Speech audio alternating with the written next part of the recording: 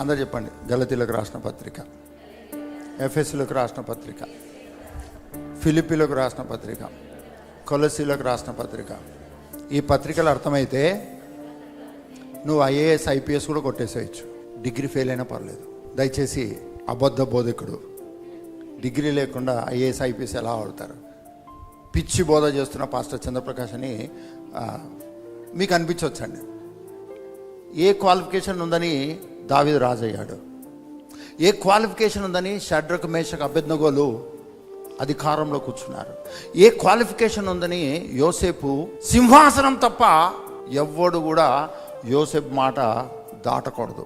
ఏ qualification బట్టి? మీ పక్క వాళ్ళతో చెప్పండి, క్వాలిఫికేషను గవర్నమెంట్ కొరకు.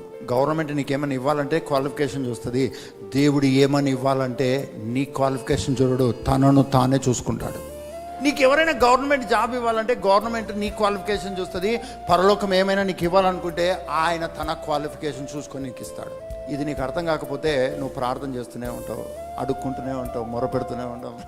నాయనా ప్లీజ్ నాయనా నా మొహాన ఒక గవర్నమెంట్ జాబ్ కొట్టు ప్రభా, నువ్వు మరి టూ మచ్ కానీ అన్నట్టుగా చేస్తామండి మనం.